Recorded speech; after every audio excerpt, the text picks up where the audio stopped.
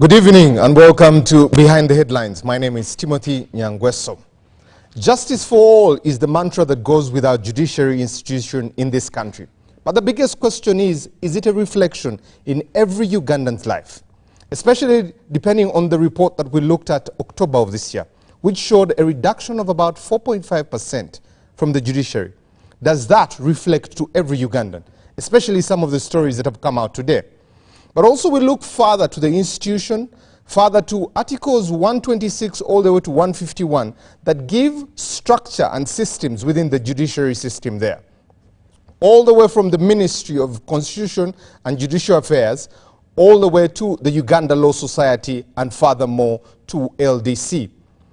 Anyone that wants justice in this country, it only shows that about 10% of Ugandans have been able to benefit from it. What happens to the 90%? It also shows a tremendous drop from about 400,000 cases to about 156,000 cases, which is a good job. But we ask ourselves, enhancements like salaries, enhancements like more manpower, and also new structures, having chief magistrates in every district almost, does that deliver justice? The $1 million question is the judiciary in this country independent? That's the conversation today.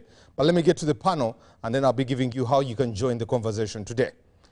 On my immediate left, Professor Sarah Sari, the Dean at the School of Women and Gender Studies at Makerere University. She's with us this evening. Good evening, Professor.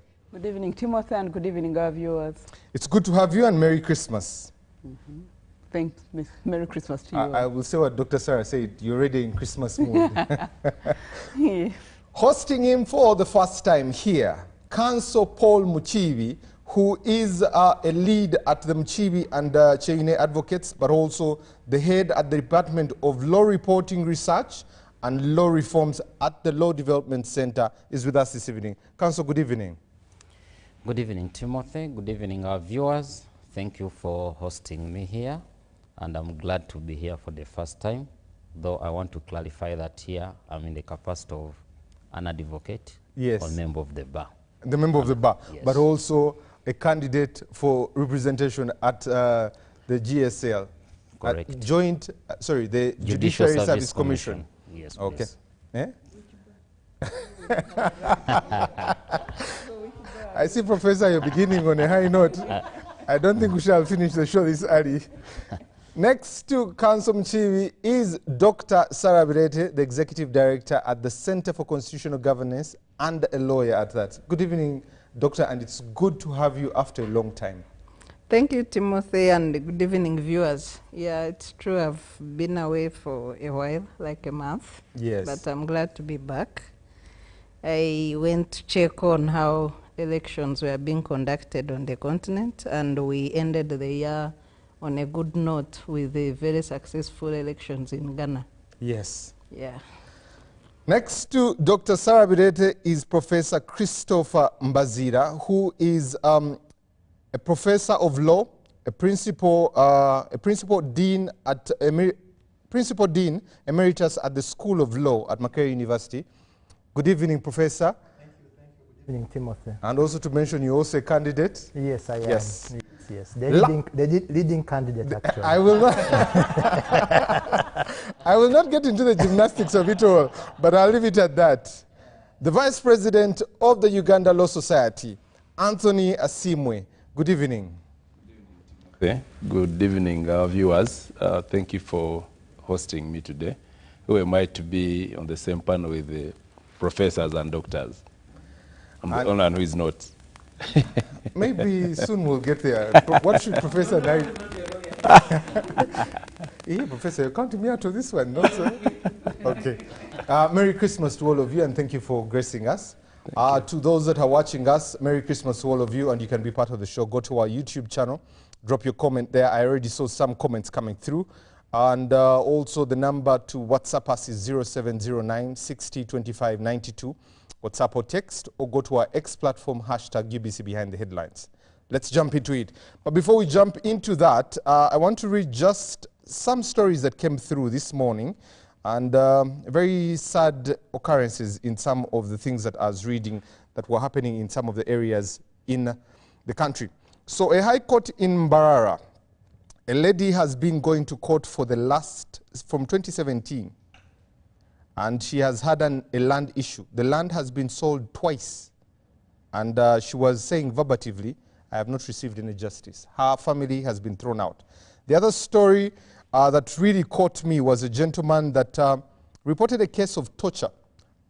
And this is a gentleman called Bernard Kasheja from Kashari. He says, I have been in court for over 20 years pursuing a land, but also an issue of torture.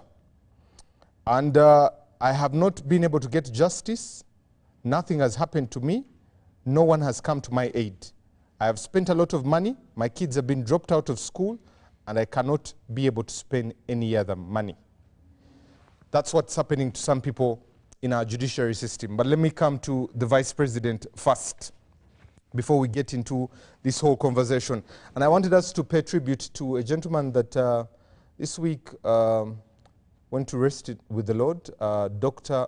Frank Nabwiso, passed on this week. Some of the people referred to him as the encyclopedia of anything that happens in Busoga region there. I'll start with Anthony there, paying our tribute, and then I'll come to Professor Dr. Sarah Kansom Chivi, and then I'll come to Professor Sarah Sali. Your tribute to Dr. Frank. Thank you, Timothy. I think Dr. Frank, the kind of person he was, the fact that he was outspoken and he would say anything boldly, speaking to the local person, probably what other people would fear to say, people would not be willing to say it, made him a different person. I personally didn't know much about him, but because I kept seeing his statements trending about how leadership should be looked at, warning people about how the government will treat them and squeeze them until they lose even the little blood they have in them.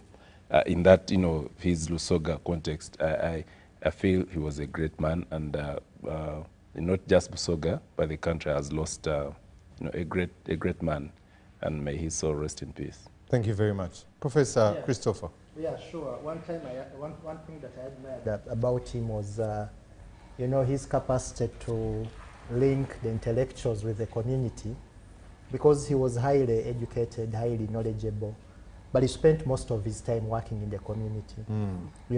He went down and got rid of his intellectualism to be able to fit in the community, but at the same time was able to provide leadership on so many things. And I liked his energy. Even when you could see that he was of advanced age, you could still see that he was committed to having transformation, to promoting transformation. Like when he came out one time to stand, I think he was standing for mayor of the city of Jinja, and you could see the energy in him. So it's a great loss to the region and a great loss to the country. Thank you very much. Dr. Sarah, I know you interacted with him, yes, especially when it came to this fracture of the FDC. Your tribute to the late Dr. Frank. Yeah, and that's the event I wanted to speak about most. The last attempt as a peacemaker, he was a peaceful man, tried to resolve political conflicts, and was committed to democracy and political change in this country. Even in his last years, he tried what he could to chair that committee for reconciliation at FDC, but it failed. You would see him struggling through the media that we would all watch. I think that breakup was painful to him as a person, but it was also beyond him. His public life, he lived a simple life, very knowledgeable, like Professor has said, but very humble. Yeah. And that attribute is hard to find. It's a great loss for the people of Busoga, as they fondly referred to him, and a great loss to his family. May he rest in peace. Thank you. Kansom Chivi. Yeah, thank you so much. One thing I'll talk about the late is that I've been actually reading about his writings, especially when he has a column in the newspapers. I only learned to know that he's such a good leader and also had the heart for his people, that is the people of Busoga. And he's a man who I can say that he was bringing community justice to the people. Like today we have the judiciary theme, people-centered justice. He was a community-centered justice person, trying to bring justice near to the people in terms of all fields, political and leadership at local levels. So I've learned how much, I've not interacted with him personally, but I've learned about his writings, read a lot of his writings, and have been so resourceful. Generally, not only the people of Busoga, but the whole country at large has lost a very resourceful person. But we believe the legacy has left. We should take it on forward, not to lose it. Lastly, Professor Sarah. Yeah, thank you, Timothy. I didn't know him personally, but I used to see him on TV. But a brief reading about his biography teaches us that he was a man of resilience. This is someone who rose from grade 3 teacher to getting a PhD in adult education and rural development. Maybe that also explains how he was in touch with society in as much as he was highly educated, so he could easily gel in with the issues that were in society. He was a champion for higher education, which saw him rise to the level of being a vice chancellor of Busoga University. Everyone has celebrated how he was such a great historian. The sad thing is that in this country we don't give a damn about history. Okay, so that's why we keep repeating the same thing and same thing. So I hope that while we are all saying great things about this man, the legacy can be preserved by paying more attention to history, especially of these great encyclopedias who are leaving us.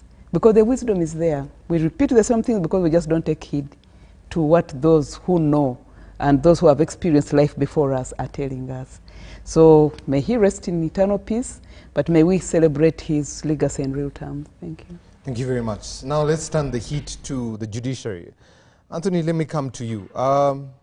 An executive order given by Uganda Law Society, particularly your president, the radical new bar. I need to get it clear. Unfortunately, we cannot, yes, we can't be banging tables here, but the executive order is given. Yes. The removal of 2 representatives from the Judiciary Service Commission. It is gagged or it faces its hurdles. What next? We also saw a ruling, there's an appeal. Timothy, thank you very much. One thing people need to know, or one thing that is fair fact, is that what the radical new bar is doing is a revolution. A revolution will never come easy. It will always have hurdles, but at the end of the day, it's a revolution that is set to success. It's going to succeed. I'll give you the context of executive R&B number 2. We know the judiciary, for a fact, is facing a lot of challenges, and it's a big crisis. We tend to shy away from it. The question has been, is there a crisis in judiciary? Is there no crisis? But when you look at what's been happening, the challenges that are facing, you can't run off from it. We tend to discuss things like the independence of the judiciary is being affected. It has affected the performance. All you need to know is that the judiciary is the cornerstone of rule of law and governance in the country, as well as giving justice. It is entrusted with a lot of work, making decisions on people's cases that impact their lives. But unfortunately, when you look at the performance and what the judiciary is failing to deliver on, it becomes our duty now as the bar. We call it the radical new bar. This is what should have been done. You've been seeing us discussing for the first time in 30 years. It's when we imagine, when we come up and say, no, listen, enough is enough. We need to do something as the bar. The bar has a duty to the members, to the public. We have to look or to watch what the judiciary is doing, because they have a duty they perform to the public. And if they are not delivering, or if the judiciary is not doing their work, should we sit back and fold our hands? So the genesis of R&B number 2 was we need to do something, and let's begin from where the problem begins from. In the judiciary, how is the recruitment of the judicial officers done? How do we have these recruitments? How do we have the promotions? And when it comes to disciplinary, the discipline of the judicial officers, errant judicial officers, what is being done? And we have an institution that we call the Judicial Service Commission. Are they doing their work? So it goes back to what we should have done in the beginning, or what we should be doing now. Do we have a properly constituted Judicial Service Commission? We know that for a fact ULS is supposed to have, or has, representatives on the Judicial Service Commission. These are members who are sent there to perform the role of ensuring that the judiciary, or the people who have been appointed to the bench, are doing what they're supposed to be doing. Those who are not doing the work they're supposed to be doing are held accountable, and they're answerable to the members. But you find a situation where this has never happened, and everyone has been comfortable with that, but we keep seeing the same challenges. So the recalling and setting the pace, the historic moment of saying, now let us have the members of law society vote, select the members, the distinguished members they prefer to send, the members we feel are perfect or are going to do a good job with the Judicial Service Commission, so that we solve the challenge of having one incompetent judicial officers at the bench, judicial officers who are errant, who are doing who are doing all the wrong things. We felt if we begin from that point, we are going to solve a bigger problem. Now it comes to the work that has been put in. We have 2 candidates here, the 2 professors out of the 14. Now, if you look at the experience and the stature and the quality of the people we have, all the 14, it shows you how the membership is willing to make sure this works. And then comes a point where we have a particular judicial officer who says, no, you cannot conduct this election. Like you're saying now, it's been halted. And like I said, the revolution will not come easy, because we know that we've seen it. There are fights that people do not buy into, that you're trying to do the right thing. But again, this kind of revolution is being hampered by a few who feel, no, want to remain the same. They do not see where the challenges are. And your question of what next, or what, as ULS, what are we going to do next? Well, we've taken several measures, and one thing I would like to assure members of the public, other members, is that as the Radical New Bar, we are not backing down. You must have seen this, the statement from the contestants themselves.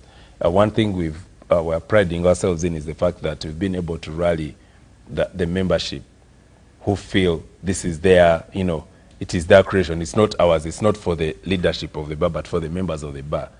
Everyone is taking up arms. Everyone is interested in seeing that this comes to pass. And no amount of intimidation, no amount of frustration is going to stop this, because we know that is the right thing to be done. If we begin discussing particular individual challenges in the judiciary, it's not going to take us anywhere, because there are so many. So we are doing what we call the radical surgery. So let's stick to the radical surgery. And something you mentioned, the judicial officers, the appointing of the judicial officers. Claudio, who is in Mbarara High Court, since 2017, her land issue, land has been sold twice. Kasheja, who has 20 years of torture. How is what you're saying going to solve their problem? Because at the end of the day, what a vulnerable Ugandan is looking for is justice. How does what you're saying relate or correlate to what their pain is? Okay, let me go back to the point of appointment. When we had, I think during the launch of the Judiciary Performance Report, you had the Chief Justice talk about the numbers, the increased number of appointments. I think I had the figures. They are quite impressive when you look at the number of appointments, both to the higher courts, the High Court, the Magistrates Court. I think both judges of the Supreme Court, Court of Appeal, High Court, registrars and magistrates, the numbers are big. But when you go deeper to find out the criteria followed in appointing these people, there's no particular standard criteria. We've had complaints, we've had people say there's a lot of corruption, there's a lot of, pulling and pushing. People are being selected, being appointed in offices as judicial officers when they're actually not fit to be there because there's no clear criteria, there's no transparency in the appointment criteria, the appointment procedure, and you cannot ask. Now, the moment there's no transparency in the appointment process, the moment it is marred with corruption, nepotism, you can be sure that is the kind of performance you're going to get. Because do not expect someone who has been put in a position when they do not have the necessary qualifications, when there's no transparency, to actually deliver. Now, that's why you find we have challenges. You have judicial officers who are in stations who are untouchable because people feel they have, actually call them godfathers. Some people say if you have a godfather in the judiciary, you're going to survive. You're going to stay there because even in the first time, the way you got into that office because you are not competent, but because someone knew you or because you paid some money. Now, you find performance challenges because, one, they're not accountable. No one is there to question them. In the same report, he talks about disciplinary, that the Chief Justice, there's a committee, then the Chief Registrar, they've gone ahead to discipline errant judicial officers. But again, when you look for the details, there's nothing. It just stops at that. So you cannot know actually what disciplinary action was taken, what it has translated into, and what impact it has had. So now, if that's how the judiciary is performing, and when I talk about the recruitment and appointments, it goes now to the Judicial Service Commission. You've seen appointments. We've been having here a bigger discussion of transfers. You find a particular judicial officer has been at a station for over 8 years. Now, ordinarily, principally, a judicial officer should not be at a station for more than 4 years, actually 2 years, I think. But there are particular judicial officers who are kept in a particular, in particular stations, and others are being rotated, regardless of what they are doing, whether they are complaints. Even when complaints are sent to the Judicial Service Commission, yesterday we had a discussion, I think it was a Zoom discussion. We were talking about this aspect of the judiciary, and someone makes a confession. Someone comes and is giving a testimony of how she made a complaint with the Judicial Service Commission. That is, I think, because of performance and what the judicial officer did, made the complaint, I think, last year in December. It is just last week that she was called to come and record a statement. That is almost a year. So what is the Judicial Service Commission doing? Okay.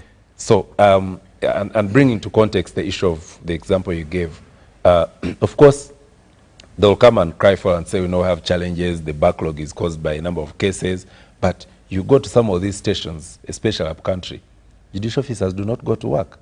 They work only once or twice a week. Okay. And the members of the public are there seeking for their services. Thank you. Let me come to Professor Mbazira. Yes. Professor, Anthony paints a picture of a crisis generally in the judiciary as an institution there. But you as a candidate, the Judiciary Service Commission is supposed to be a bridge between the judiciary and the public. And the tagline you're using is the bar, the bench, and the linking the bar, the bench, and the public. And the country. And the country. Yeah. How are you going to do that? How is that possible, especially with the damning facts that Anthony has given? We cannot understand the performance of the judiciary unless we understand its historical context. And we have to go way back to the colonial state. We have to understand how the judiciary was positioned. Because when you look at the colonial state, the judiciary was positioned as an instrument of exploitation. It was positioned not to serve the people, but it was instead positioned to be an instrument of subjugation. So we have to ask the question, over 60 years after independence, whether we've since moved away from that. Have we had a transformed judiciary that serves the interests of the people? Mm-hmm. Have we had a judiciary that goes beyond this sloganeering arising from Article 126, which says judicial power is from the people and is exercised in the name of the people? Of course, certain things have changed, but not fundamentally, in my view. I've committed a lot of time researching on the judiciary and understanding how the judiciary works. I've also practiced law. I've also interfaced with the judiciary in various capacities. First of all, there are very good judicial officers that are doing very well. We cannot generalize and say that, you know, every judicial officer is corrupt, every judicial officer is not working and not delivering. But there are structural issues that we need to deal with that undermine the effectiveness of the judiciary. In my view, the judiciary is supposed to be transformative. What do I mean by transformative? The judiciary is alive in all aspects of life, whether political, social, economic, cultural. It resolves disputes. So it must understand that very important role that it plays. But it cannot play that role unless it realizes that actually it serves the interests of the people.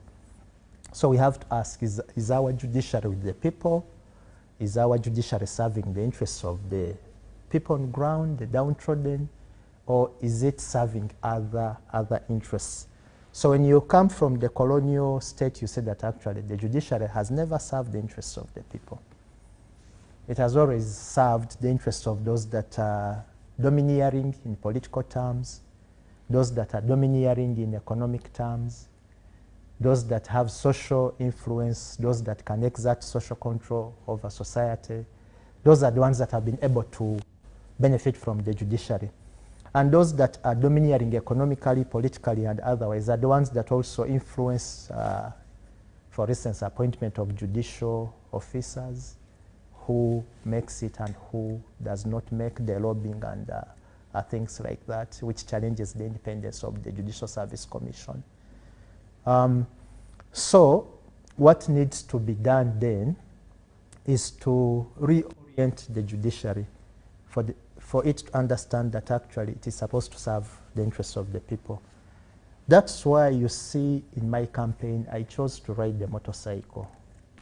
And I've been to several parts of the country, interfacing with people on the ground. I was telling Sarah when we were walking into the studio that my campaign is targeting two people that I look at as typical Ugandans, people who ride on borders as a primary means of transport, because those are the ones that have serious challenges accessing justice. And then those who use pit latrines, because those are people that are, you know, that reflect the socioeconomic status of Ugandans. And those are people that struggle to access justice, because they don't have that influence, they don't have the economic power, they don't have the political power to push things, they don't have the social control. So we need to go back and remind the judiciary that it serves the people and it's accountable to the people. And that's why you see the Radical New Bar is now saying, let's open up this. And it's not new. By the way, when he mentioned the radical surgery, many of us on the panel here responded like it's a new thing. The Kenyans did that. They had the radical surgery, that's what they called it. So there is a template to follow. So you're copying off that template? Of course, you can copy best practices that have worked elsewhere. As we speak now, as much as the Kenyan judiciary has some challenges, but in terms of delivery of justice and serving the interests of the people, it is much better than us. And what did they do? They opened up the judiciary for the judiciary to account to the public.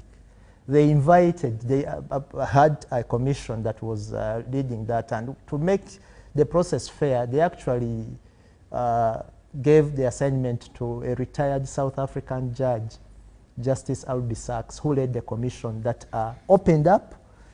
It made proceedings public, it established complaint systems, and it allowed any member of the public that had the complaint, you know, to bring it up and say, I'm not happy with a certain judge, this happened. But like those examples that you are giving, those are social media.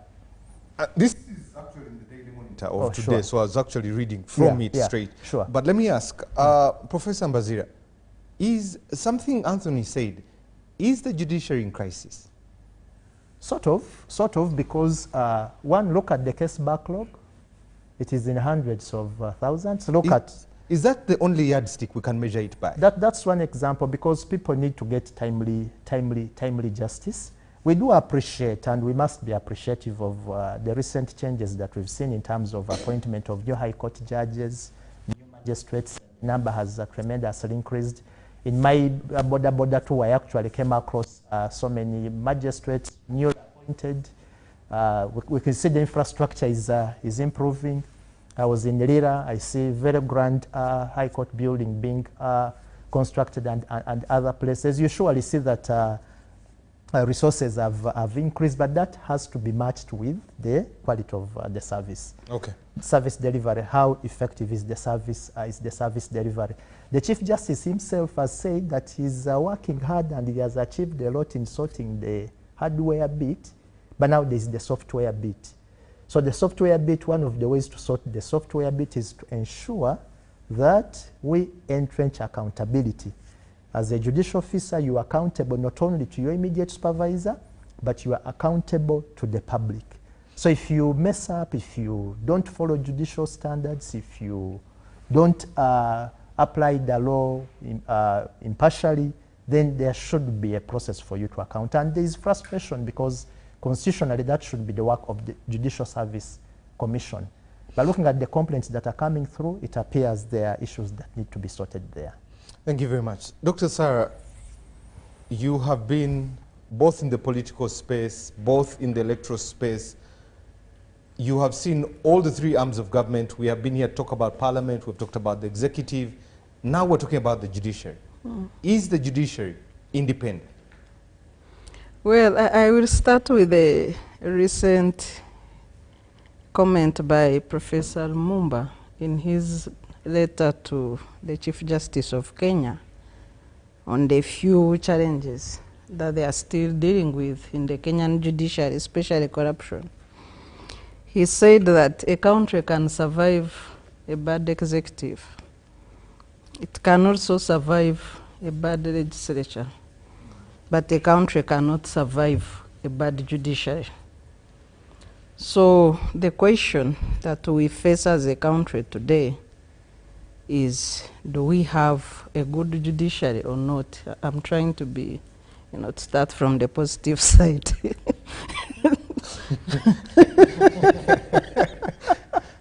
Do we have a good judiciary or not? Does the judiciary fulfill its mandate as enshrined under Article 126 of the Constitution? Judicial power is derived from the people and must be exercised with independence, but also in accordance with the wishes, aspirations, norms, and values of the people. Does our judiciary do this? Do we have a known judicial philosophy that guides the judiciary in Uganda today? After 40 years of permanent incumbency, is our judiciary remaining with any form of independence, or it's under total capture of the executive? Why do I say so, or why am I raising these questions? The 2024 Rule of Law Index, published by the World Justice Report, ranks Uganda at 126 out of 142 countries. And we scored 0.9. The Rule of Law report is ranked from 0 to 1. But if we turn this into percentages, this is 39%. It's good we are seated with 3 members of the academia. This is a total failure. You might even be discontinued in academic words. Our judiciary, our rule of law, I belong 39% as a country. And what do they assess? They assess constraints on government, where we scored 27%. On government powers, that's interference with work, absence of corruption, where we scored 42%. I don't even know where that came from. It's among the highest. Open government, 32%. Fundamental rights, 34%. Order and security, 38%. Regulatory enforcement, 38%. Civil justice, surprising at 59%. Criminal justice, 42%. When you read examples from Daily Monitor, there's a lawyer, I've forgotten the name, when he was graduating from LDC, he said that he made up his mind to study law because his father was battling with a case in court over their land. He studied, finished, graduated from law school, graduated from LDC. His father was still in court. It takes 18 years from P1 to study law. Or if you include nursery, 21 years to study law in this country.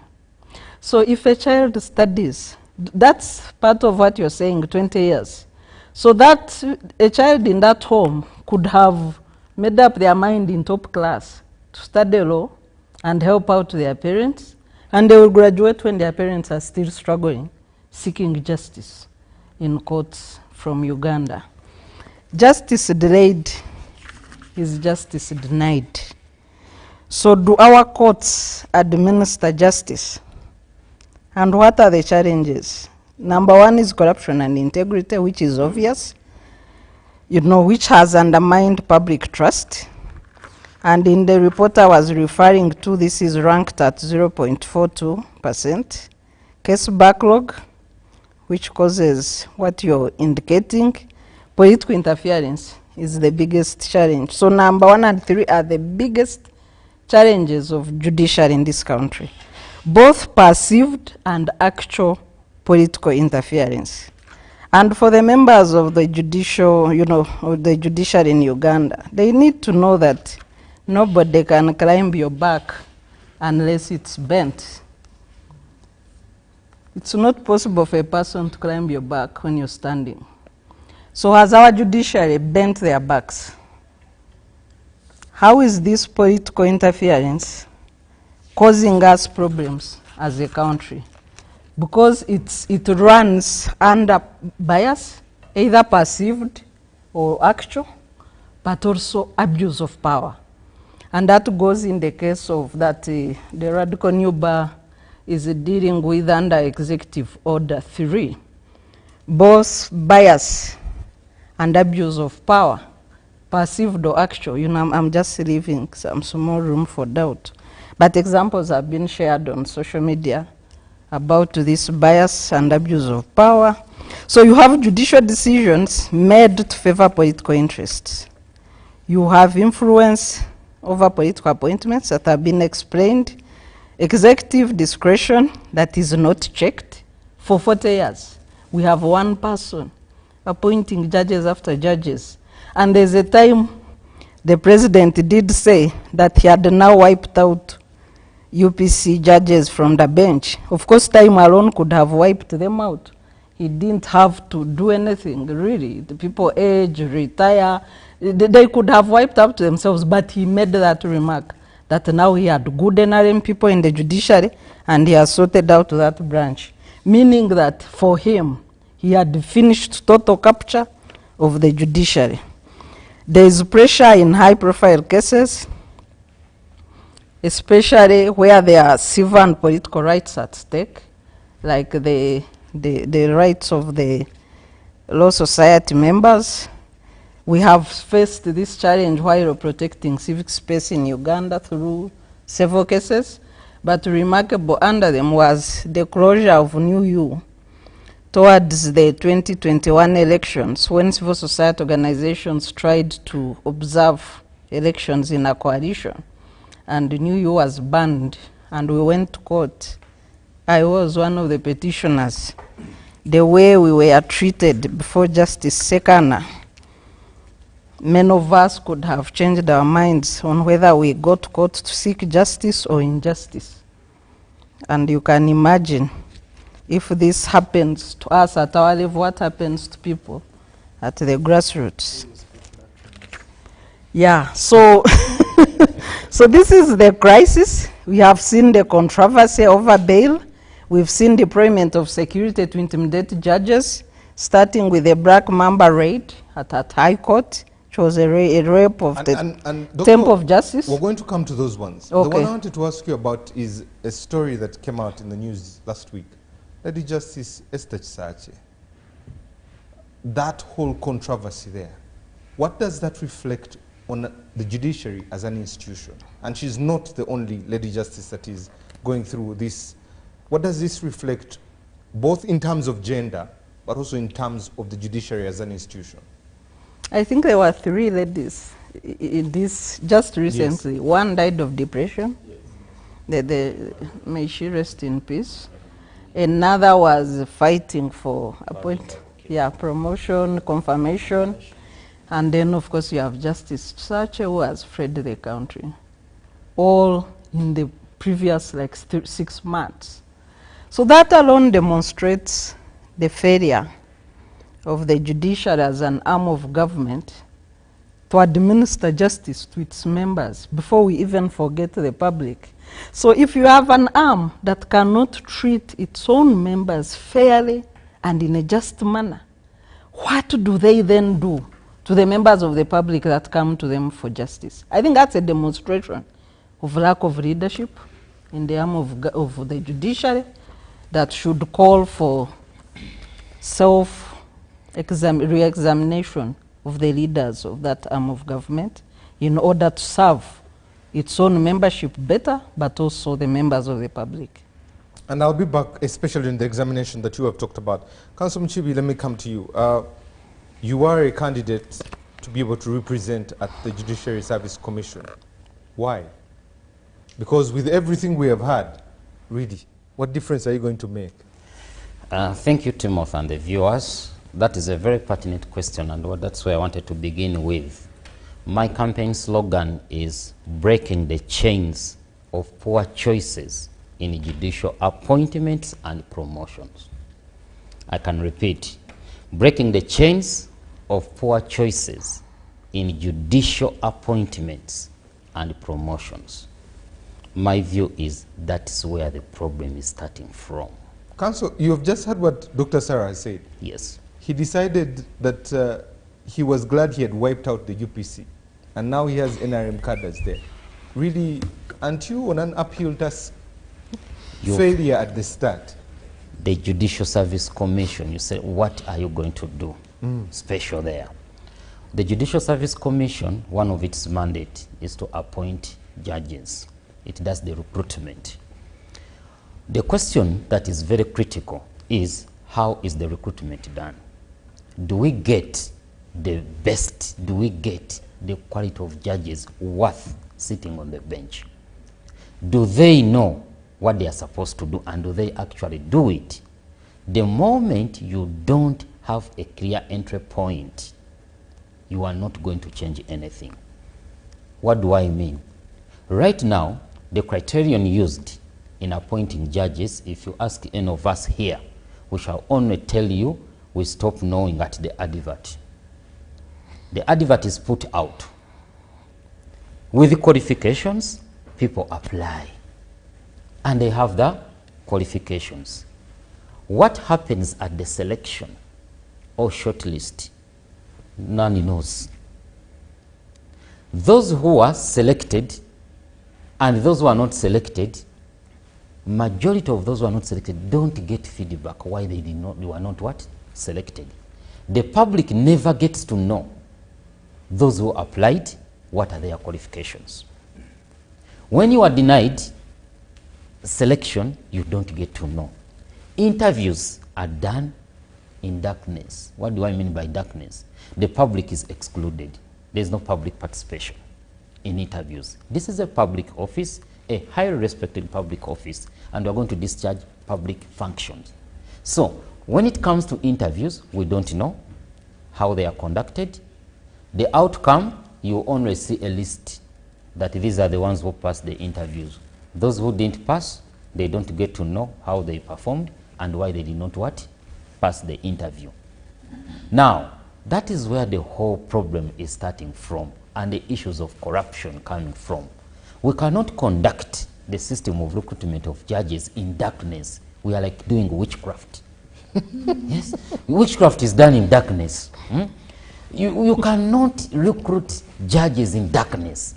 It should be in public, and the public should know. An example of Kenya, interviews are televised. If we introduce that in Uganda, mediocres will run away. I must tell you that. Those who know that they are coming as a result of godfathers, godmothers, they will run away. Because the public interview is going to expose you. It will show your competence, it will show your capability. But now when things are done in darkness, what you see is a list of appointed judges. You really start looking at the names and say, how was it done? Some you have no background in the field, you don't know them completely. Others, you have known them, but you know your weaknesses in terms of issues of integrity, in terms of issues of accountability.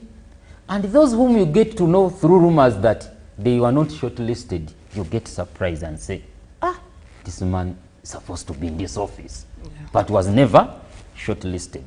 So the moment we don't address this, and this is the mandate of the Judicial Service Commission, one of the reasons I'm saying that the current system has done us an injustice. The quality we are getting is not what we expect to be on the bench.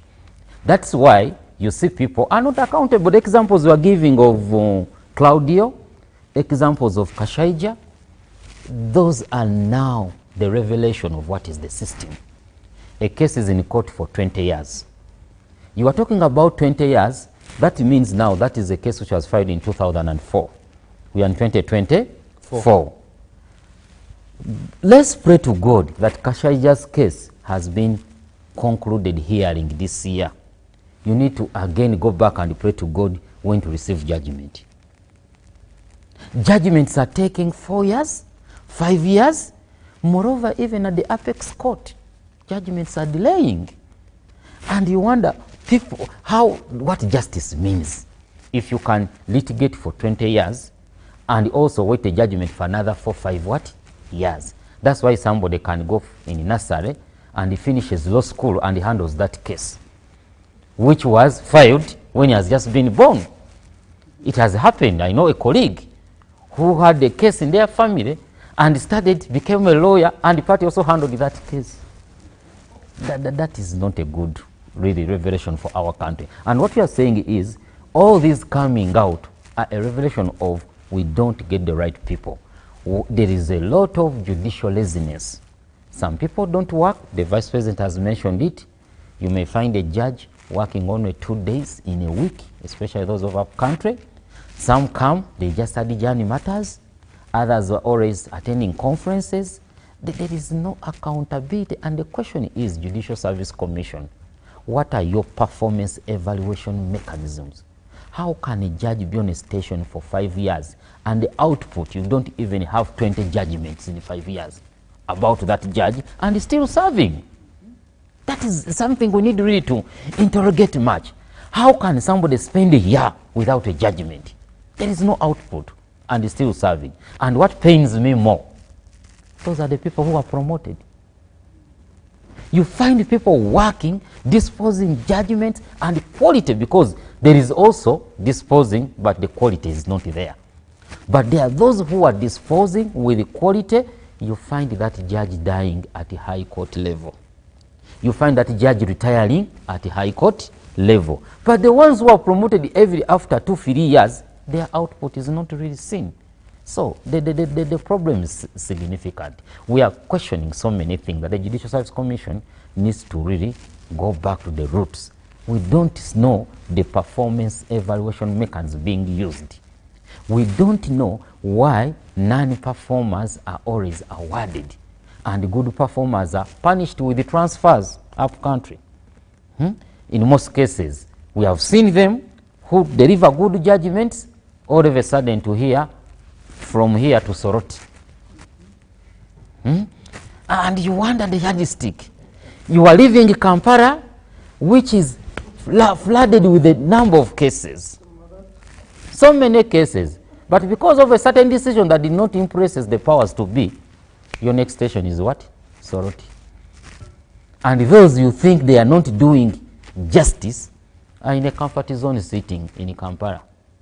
So the problem is bigger, and these are some of the issues I'm saying. The Judicial Service Commission needs to come up with a clear appointment system known to the public and includes public participations. And judges, while in their offices, must be accountable. You cannot spend 3 years without a judgment and you still serve as a judge. That is not right. It is not proper. You have seen the Chief Justice in Kenya, after the complaint of members of the bar, has written to the principal judge and asked the judges to give accountability those who adjourned judgments at the end of the year without giving a date when the judgments will ever be delivered. And that is another disease we are having in our jurisdiction of fixing judgments on notice. I'm saying that is a very, very bad practice. They tell you judgment on notice, you wait for notice. The first year goes, the second year goes, the third, you are waiting for what? Notice. Nothing is coming out. So the Judicial Service Commission is the commission that has the mandate to put that in order. And if it is not put in order, you will get the quality of judges that will continue delivering justice the way it is now. And you will not get any difference. 40 years, Dr. Sarah is talking about, the cycle is the same. What is changing? Nothing. Council Mchivi, you will only be assuming, God willing, it's Professor Mbazira and yourself there. You're only two and you're the minority. How do you expect to have change in the software of the judiciary officers, especially you have other players who are there? Fine. Interested cadres, if we call them that. Yes. Fine. The issue of minority, it is a drop in an ocean. I'll just give you an example. We lost one of the justices of Court of Appeal, I think a year or 2 years ago. And he was a very, very constructive justice. His opinion could influence the other members of the quorum. And he could come up with the right decisions. The moment you have the proper cause, the moment you can justify your plan, the danger that comes up is people are being naturally corrupt. People are just naturally lazy. But if your reasons are genuine, you can easily convince your colleagues. It's all about knowing the game. We are coming from the field. That is why I'm against people who just come from anywhere and have not been in this field. They cannot understand the industry. If you have been in this industry, you know the problems of the bar. You know the problems of the bench. You can easily convince your colleagues that, colleagues, this is the right way to go. And that is one of my major focus, is to persuade other members on the right direction to take. Because we have had the Judicial Service Commission. What have we achieved? Can they also realize this? And they will be interested to know how best can we perform. So my duty is to convince them and say, this is the right direction to take, and I justify. So the issue of minority shouldn't be a problem. What is more significant is, do you have the right cause? Do you have a clear program? How beneficial is it? You can get the support from other colleagues. Okay. Professor, you have had the fine legal minds that are here, especially discussing the software, the hardware that is there.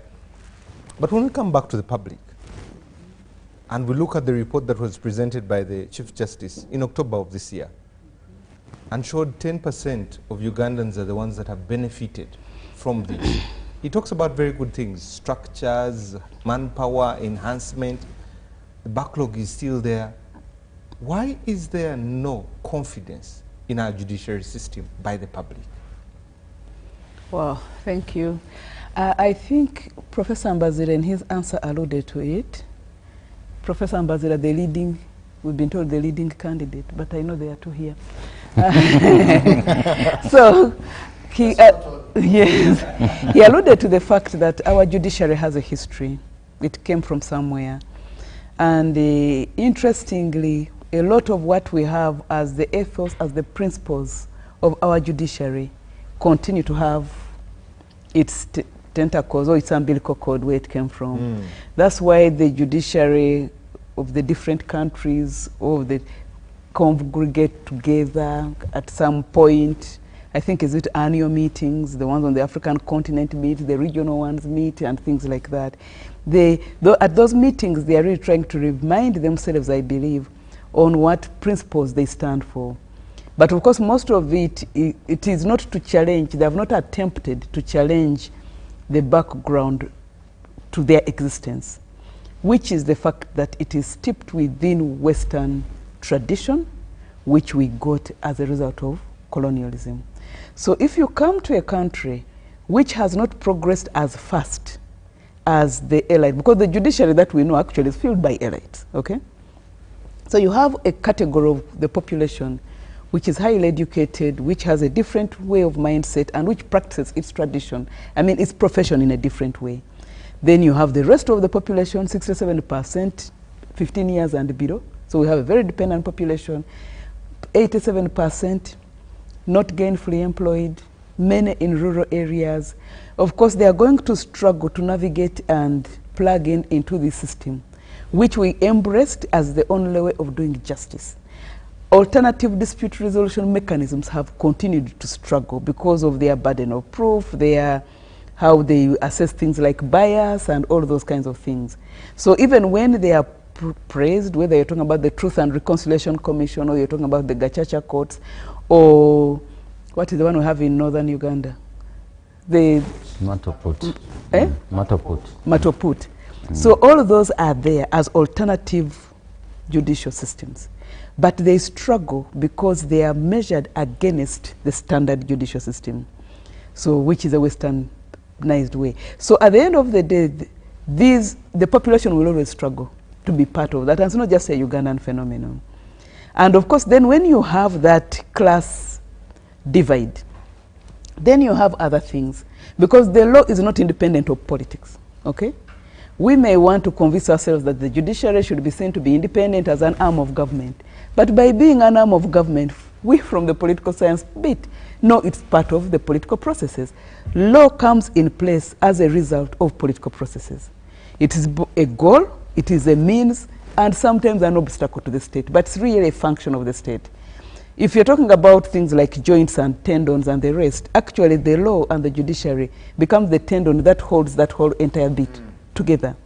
So it is not necessarily detached from the political process. It is a product of the political process. So the type of politics you have will also determine the kind of judiciary you have. They may struggle to be independent. Of course, as they grow older, some of those may distinguish themselves as eminent judges, but they are not different. Even the whole process we are engaged in, that's why Professor Mbazile is all over the country on a motorbike. He's trying to reduce that, to narrow that gap between the judiciary up here and what the people down there are doing. That's why he's focusing on his entry point. They focus on the border guy as an indicator of a certain economy, and the pit latrine people, because that symbolizes a particular demographic in this country who happen to be the majority. So there is a real divide. And what you're seeing is an attempt to merge that divide. But the truth is, if we can understand that the judiciary is a product of politics, and that sometimes they exist to serve a particular political dispensation, then we shall be very well placed to demand for the changes that you're having. Even what the vice president of Law Society talks about, a revolution, those are all political concepts. So like we have seen you guys, you're not working, and also that can be contextualized within the politics of the region. Very young populations, very high levels of unemployment, elusive justice. So there are so many things going wrong. And these younger people are impatient. They are not going to wait for you to read your things and do it in 10, 20, 50 years. They are going to create a change. So some of these are reactions to showing that actually things are not going right. But we cannot find a change within the system, okay? Of course, the eminent candidates here are trying to get into the Judicial Service Commission and change it from there, and maybe we have change within the system. But there are those who are working outside it. For them, they have given up. We are in the radical new bar. So those ones who want to go peacefully, let them go peacefully with their wigs, and then there will be those of us who will bang tables. All of those are political contestations. within the space of the judiciary. So I think we need to be alive to the kind of population we have and the kind of judicial systems we inherited. Because if the judicial systems we inherited do not serve the population, people will go different ways. So we are now talking about competition for the Judicial Service Commission. But there are other ways people have actually hit back at judicial rulings. For example, someone can win and be acquitted, and the population can kill them. There are those who will not actually wait for someone to go through the judicial process. We'll decide you've stolen 3 cobs of maize, and you were bad, so we take care of you. We take you out. So these contestations will continue until either the population grows to be as elite as the people who occupy the bench. And interestingly, those who occupy the bench, the requirements of the law is that they are even more detached from the people. When they come to our functions, you have to give them special places because you're not supposed to be seen to have compromised them. So most likely, they will not come to our functions. When they come, they sit in a particular way. The kind of English they speak, some of us who are not lawyers cannot even follow. Too much Latin. They have wigs. In short, they just look strange. They are not part of the society. So at the end of the day, we understand why the kind of justice they dispense may actually not reflect the needs of the people. First of all, I want to be on record that we all need the law, okay? Because it's one basic way we have agreed to arbitrate certain differences amongst us. But also if the judiciary is so detached from the people, first by way of education, by socioeconomic class, and by emphasizing this difference, even at social functions, that they have to be seen to be apart from the rest of us. And then they dispense their justice in languages which the majority of people may not follow. That will continue to create that schism between the judiciary and the people. But basically, if we are alive to the fact that they are political, then we shall address it better and not pretend that the judiciary is independent. Because actually it's not independent and it's not neutral. Many times it serves the interest of those that have put it there. And it's not just Uganda where heads of state appoint. You've seen in the US, they come up as a result of Senate, where someone says she's good, we have no concerns about her, no problem, but we shall not endorse her. It's not saying that that judge is not a very good judge. But the political processes have determined that we want judges who look in a particular. And when you look at the whole history of the judiciary, especially with relation to gender, it's being white dominated, masculine dominated, and the kind of laws and rulings they passed before the civil rights movement, and those they have passed after some black judges have risen, shows you that this process has never been independent of society. It reflects the societal beliefs, the societal values, and the societal ideals. So if you are in a society which is very discriminatory, which is very classist, that is actually how your judiciary will look like. So if we are alive to that and we agree that it's not necessarily independent but it's part and parcel of society, then we shall know how best to resolve it. And the revolution of the radical new bar is not just actually occurring in the, okay, those ones have organized themselves and called themselves radical new bar. But you can see the resistance and the pushback by the youth in all the sectors we occupy. They're telling us we're old to leave office. They are talking about unemployment. And I mean, even me, myself, my students tell me we are old. The whole reason they don't have jobs is we old people have occupied the positions and have refused to leave. So you have all these kinds of things. I think let us be alive to how society is organized and that the judiciary arises from within that and serves the interests of the dominant forces within that. Okay. But maybe if we have many of them riding on motorbikes and understanding us from below, probably they will dispense justice faster and more efficiently. Sounds like bottom up. Yeah, bottom cut, and bottom up. Let me read some of feedback coming through here. Judiciary is on.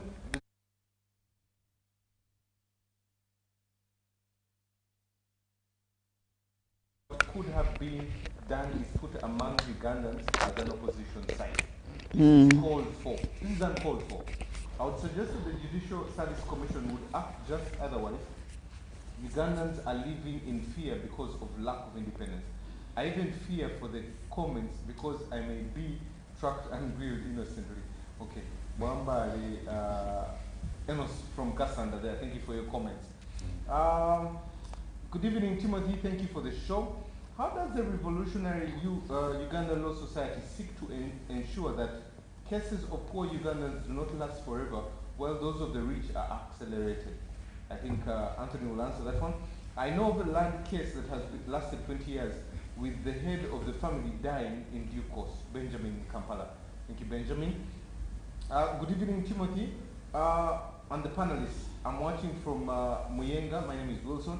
The legal fraternity is going through a trying time. We can read from the script of the legal gymnastics unfolding in the hierarchy of Uganda's legal system with the hope of restoring sanity in judiciary. How I wish Dr. Sarah Verete could join the radical new bar with her steadfast resolve for the rule of law. Our unwavering support for her constitutional government across Africa is loud and clear. Thank you. Okay, thank you very much. Dr. Sarah has had. You cannot experience rule of law when the armed forces invade National Assembly, manning elections in Isingiro, invading and rearresting suspects in court, trying civilians in military court, denying Kenyan lawyer Martha Karua chance to be part of Besige's team. This is teacher Asimwe Julius, a senior citizen in Mbarara. Okay, finally, this is Musungu James from Manafa. Timothy, judiciary departments that keep this regime in power include the judiciary. Most times it hides behind this sufficient evidence to deny justice.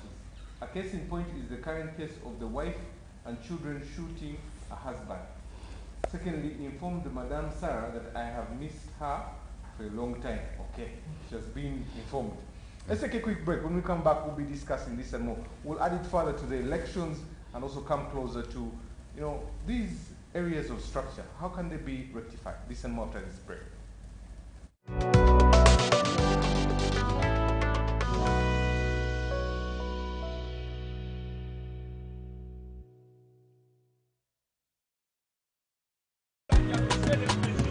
You used to tell me that I don't make you happy.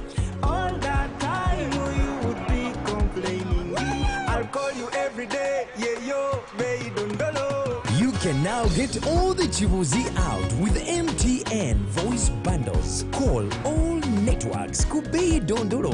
Buy a 25-minute voice bundle for only 1,000 or buy any daily voice bundle of your choice. Dial *100 *21 hash and select daily or use the My MTN app. When we talk together, we are unstoppable.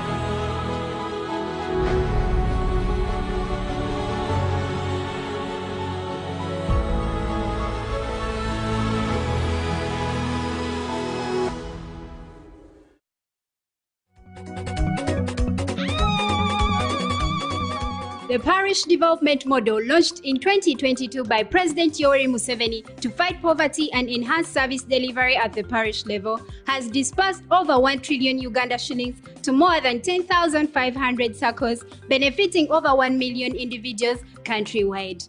The government of Uganda appreciates you for embracing PDM and using it to move away from Okorera Ekida Kyonka. You are encouraged to continue participating in this journey towards socio-economic transformation.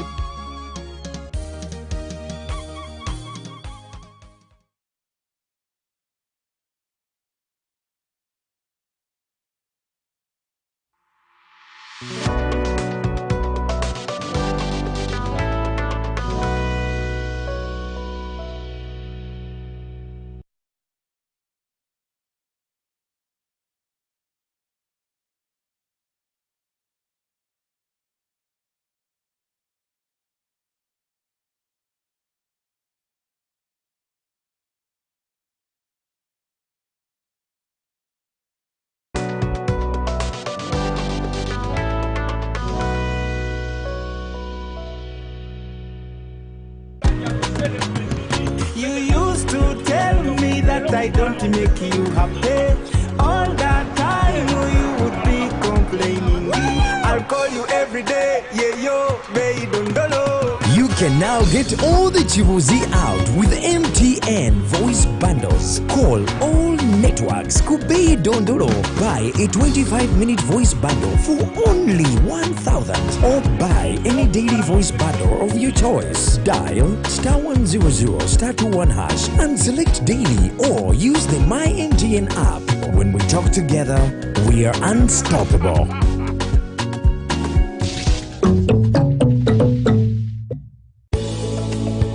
Parish Development Model meno misegese madongo mulukin ma Uganda ma President Yoweri Museveni owuodho I oro gana ariyo gi piero gariyo gatonga malwenyo gi chandi kod imedo iko ngere matich pa government tundori dhano ma piny chako gi muluka otieko dhiro pesa silingi trillion achiel thoni abora beach risakos makalo gana par gi mia beach to ji milion achiel gana piero adek gariyo gi mia achiel gi piero aboro gadek thok Uganda gi pi jonwang'o pesa madongruok gine. Government ma Uganda foyo wini rojolo chan ma Parish Development Model to wi oro makwanyruok woko inyaka tichiri ich kende mung'ere tek ni okokolera e chidanchonka. Onyo igo kokori jopiny medo riwruok I wuoth me makelo wirok maber ithenge mating'o malo lim kod ikuopa ji. Wach me okelere rin kod Government Citizen Interaction Center, State House.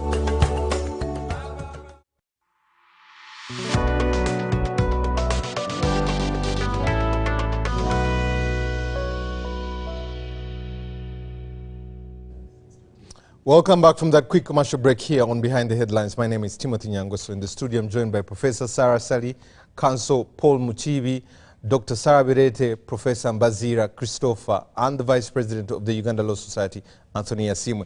Let me read some feedback because it's a lot, and Dr. Sarah and I were facing someone today who was complaining.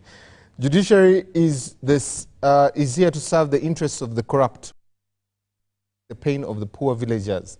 What should be done? Okay, I feel your pain there. Quite lengthy. Sadly, whichever way I look,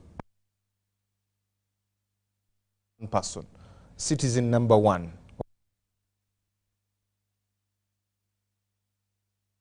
do not have the right of way. What is the one thing?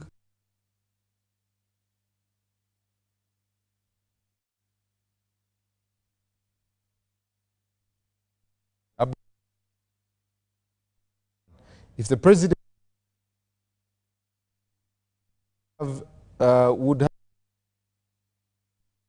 all over the country, but it is all Ugandans who are just waiting for him to go. Until we fix that, we're just taking and talking to ourselves. Finally, Margaret Abalo from Gulu.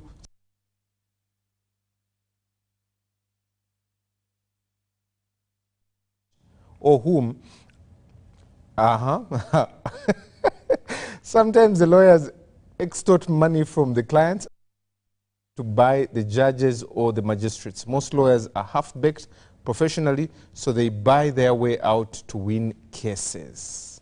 Okay, let's get into the gist of it. Professor, how do we insulate the judiciary from the politics? Do we see that this marriage is an even marriage? The legislature, the executive, and the judiciary, that no one is overbearing on the other, especially if we compare the judiciary and the executive. Wow. Of course, we know the judiciary exists to adjudicate. Yes. The executive exists to implement. And the legislature exists to make laws. I think one way we can insulate one from another, first of all, there has to be, of course, we have been told rule of law, but also separation of powers is a very old principle, but we always have the powers overrun. And like what we are seeing today, we have to be alive to the context. I can give an example. In Bulambuli district, I think the Prime Minister went there recently to, first of all, to commiserate with those who died in the landslide, but also to check on the land issue where they're supposed to resettle many of these people. So many people in the community were saying this was our land, We left when the Karamojong rustlers came on board, and when we came, people had settled on the land, but also gotten land titles on the land, because very big, it's very high level investment. I think they are growing sunflower or something like that, some company. And of course the RDC who is there says, well, you are not going to overturn this by force. We have to follow the rule of law, which means whoever has a claim to the land, bring your title. But already these were customarily owned plots of land. The investor has a land title over the land. There's no way these people can get titles over the land, even when there's agreement that historically they are the owners of the land. So we are in a fix. Those people are really in a fix. And it's the kind of fix that we always face when the judiciary applies Western standards to resolve what are problems in non-Western society. So you have customary law, communal law, as we have it here. I mean, customary practices with regard to land are very much based in non-Western norms with regard to land holding. But over time, land has become an economic activity or commodity mediated by Western law. So you have a society like that ending up in a fix. Of course, the judges are also going to ask these people to prove that they owned the land. And at the end of the day, that decision may end up being resolved politically. Either the one who owns the land title will throw off people, but because that is not right now, at the moment, politically, he will end up tolerating them. So you will end up with a situation where the owner of the land legitimately, as per the law, cannot develop the land because the other people are there. So who owns, who doesn't own? And when you have such a crisis, then the politics comes in to settle matters. So one way we can insulate the judiciary from the politics is if the judiciary is alive to the problems and the context in which it exists. So if the judiciary continues running on Western models of legislation and resolving matters, there will always continue to be a problem. Where there's a contestation, then people will fall to the politics. So who is the powerful politician here? On one hand, we know the powerful politicians back investors who throw us off the land, but also on the other hand, the powerful politicians will also come and resolve the matter and protect the people there. Then you end up with the situation we have now of limited development because the owners of the land cannot develop it. The occupants of the land have no means to develop, and we are just there. So if the judiciary really has to be independent, I think let us have laws that reflect the realities. Every society has its internal contradictions. So let the law reflect those internal contradictions and try to resolve it. As long as it always runs on the Western gold standard, in a non-Western society, there will always be a crisis which will be resolved politically. You talk about the politics, and it eaches what someone said here about, you know, the rich being able to accelerate justice and getting their verdicts there, and then the poor not being. We have seen people being pushed off their land. Yeah. By an injunction that has come from court. Yes. We have seen people being frustrated because they cannot be able to get that justice. How do we get equity with the judiciary system here? You also hinted on something. Council Muchibi and Professor Mabirizi are trying to change it within the system. Is that a possibility? Changing it within the system is a possibility, but it will take longer. But it seems to be the only way you can change it. Because beyond that, you're going to be unruly. You'll be ruled out of order. Because that's how the judiciary is set. So you can change it within the system, but also there can be, I know there have been attempts like from the gender side to educate the judiciary on what gender means and whatever. And we've seen some gender-sensitive legislations come up. So such interventions can take place. But if that fails, then you'll have the revolution. And one thing from the political science side of things, we know that society, once it reaches a certain level, it will always reboot. The only problem is that the reboots are very painful and sometimes very destructive. So you can avoid that reboot by actually being intentional about internal reform. If what people are complaining and the statistics Dr. Sarah Birete read are true, then we have to do something. There are statistics you yourself read. You have presented cases of how long it takes to turn around certain things. So if the judiciary was listening, these are the reforms and checks and balances, quality assurance mechanisms they can put within. But if they are not aware to what is happening, because as I said, they are largely detached from us. Even at our functions, they have to sit apart from us. If they are not aware of what is happening, then one day we shall wake up and society will have rebooted in all sectors. And that reboot will be a revolution. Okay. And that's why revolutions occur, by the way. They are not the most desirable bits, but time reaches, and if it's like a boil, it just bursts. But of course, in its wake is a lot of destruction, because structures have not been built. The structures have been stuck in stone, so they just have to be broken.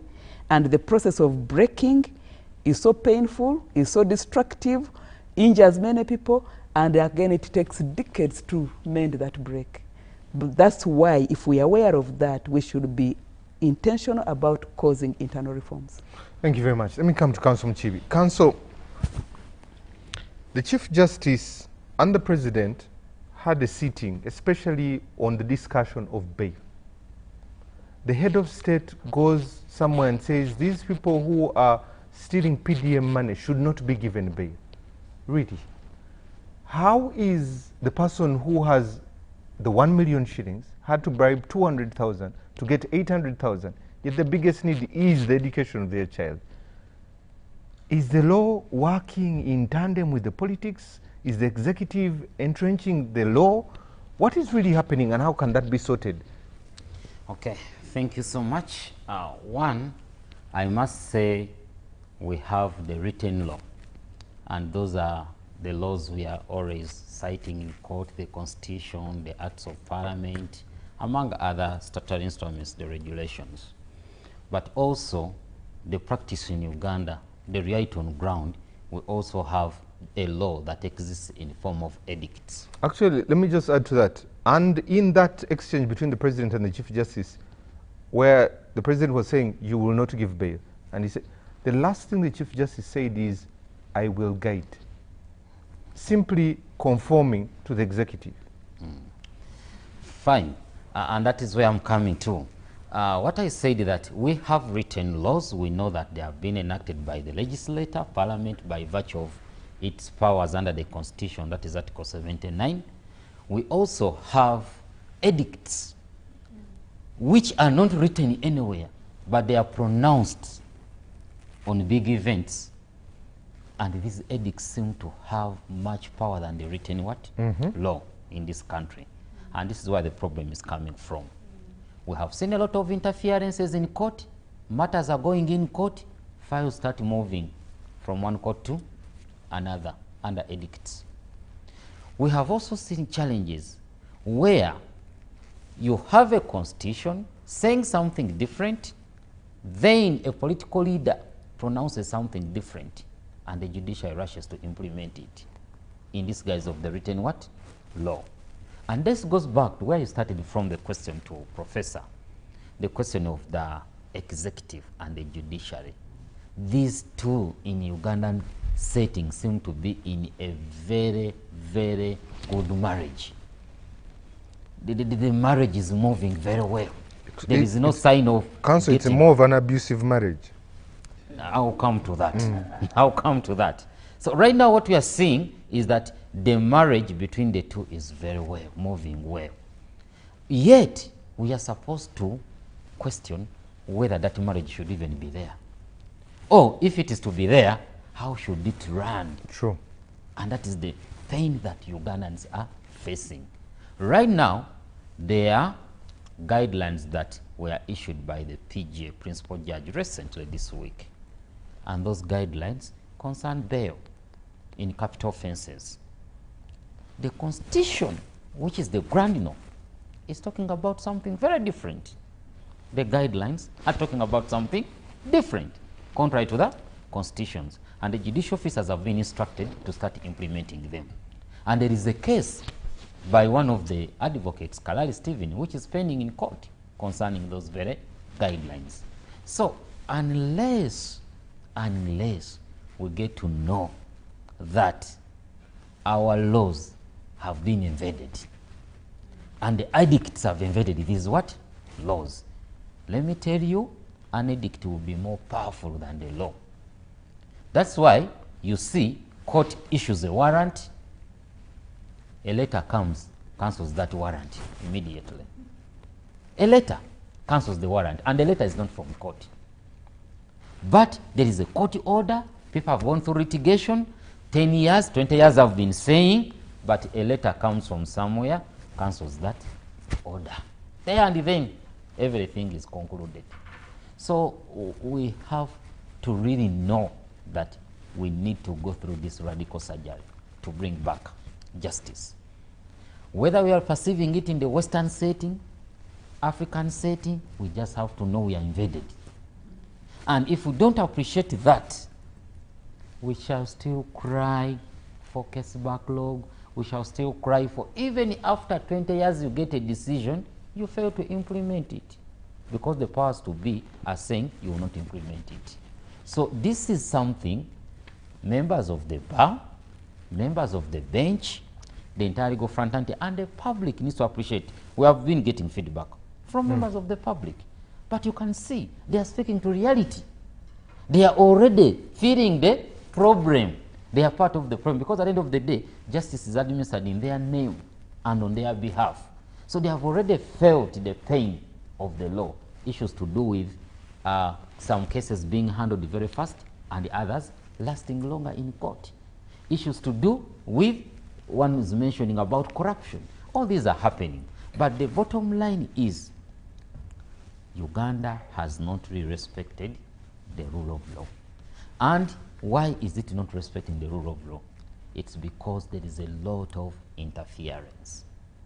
The judiciary under the constitution is supposed to be independent. But when you go on ground, it is something very what? Different. And it is us now to change the dynamics. If we don't change these dynamics, practice is going to be hard for me as an advocate. Actually, most advocates I know senior have left court. They've left court for reasons they don't see justice in court. So if an advocate has run away from court, now what about the 1 inch down there who represents himself in court without even a what? A lawyer. What is he going to get from court? So the battle is on us to redeem ourselves. If we don't do this, we are going to leave court. So many lawyers today, I feel pain when they say we are now in farming. We have left the what? The courtroom. Not because farming is bad, but they are telling you there is no longer our business in what? In courts. It's because people have lost hope in the system. The system is not changing, it is just worsening. And when you come out to raise this, organs turn against what? Against you. So that's why the RNB has an agenda 2060, if you have heard about that. Going to what Professor is saying, this is not something you say you are going to achieve in a year or two. We may be working for our grandchildren to achieve this reality. But we have to start. The moment we don't start it, even the grandchildren will come and curse us. We are here also cursing our grands. So who is going to change the situation? It is us who are here to start it and let the grandchildren or our children enjoy the benefits. Counsel, you talked about darkness, witchcraft, but how does light come back to, how does the independence of the judiciary look like? Because it's something you have said. You said yes. We are casting our grandparents, our grandchildren will cast. We don't know this picture. Paint that picture for us. Okay. How does an independent judiciary look like? First of all, judges are supposed to be making their decisions without any interference. That is the starting point. The moment somebody is going to get a phone call when he's going to grant bail tomorrow and is wounded, threatened, you go to court, you listen to the ruling from the start of the reading to the end, the whole court is in shock. Just to know there is no independence. The second aspect is judicial promotions. Why are they made not based on a very clear known system? Why isn't meritocracy the front line? The front line is how is Justice Sarah Virete deciding our cases? She seemed to be giving us a hard time. let that one stay there. And moreover, let even her take us to Moroto. She should even leave the town. If those are the determinants, then we are not having independence. Judges are being intimidated. You earlier mentioned about the issue of Dr. Chisache in the Supreme Court. Dr. Chisache in the Supreme Court was the seniorest justice in terms of experience and years. As lawyers, we look at when were you enrolled and how long have you served. Dr. Chisache was the seniorest, but the treatment she has got is very much regrettable, to the level that now a justice of the Supreme Court can go in exile, and we don't have a statement from the Judicial Service Commission. We don't have a statement from the top leadership of the judiciary. It is very worrying. What is a grade 1 magistrate going to do? If a justice and a seniorist on the bench of the Supreme Court runs away for her life on reasons related to her independence, what do you expect a grade 1 magistrate to do? These are very, very painful situations in our country. If we have a judge whose appointment has been, confirmation has been withheld because of 1 or 2 cases she handled in a way that did not please some people, then what are other judges, what message are you sending to other judges? Are they going, you see, we have reached a situation where somebody has to ask, who is involved in the case I'm handling? How is he linked here and there? Then that will determine how I handle it. Okay. Thank you. Listen to Dr. Sarah. Dr. Sarah, it's not ignorance for us not to look at 2025, 2026, especially with elections. Petitions 2001, 2006, that litany of presidential petitions, by-elections, petitions in court for politics and all these things, but also the influence peddling that comes from the executive. People picked from the stairs of what we call the temple of justice, whether they have been given bail or all these things, someone rushed and taken to Moroto and all these things. The judiciary, is there a possibility that it can safeguard Ugandans against this whole debacle that happens during elections?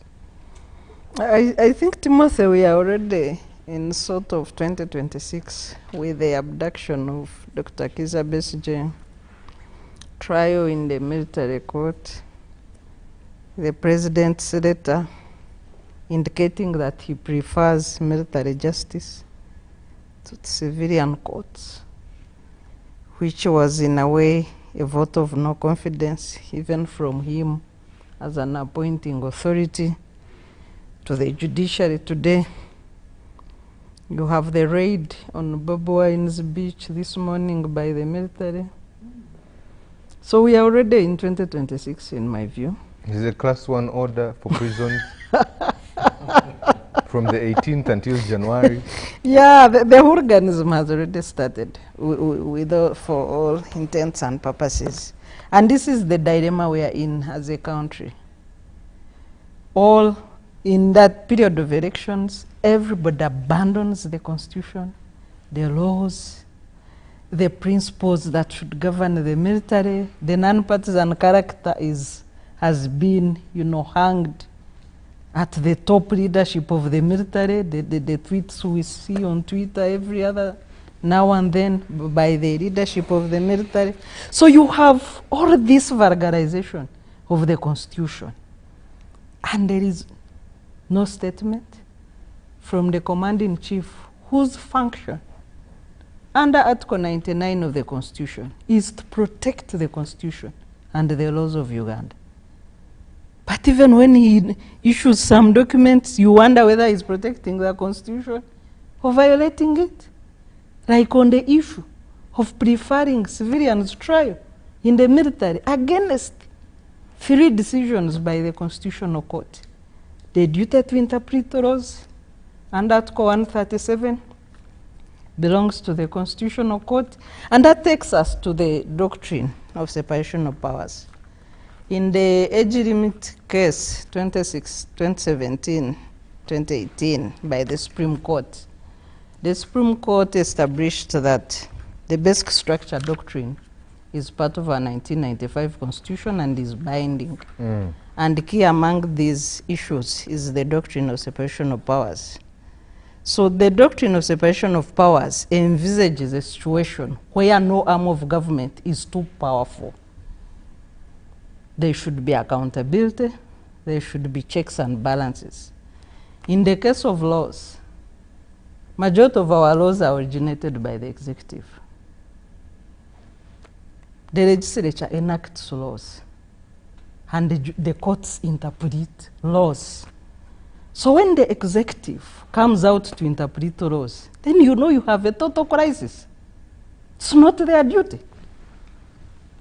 When you look at other elements, like we are going into elections, democracy can only stand on 4 pillars.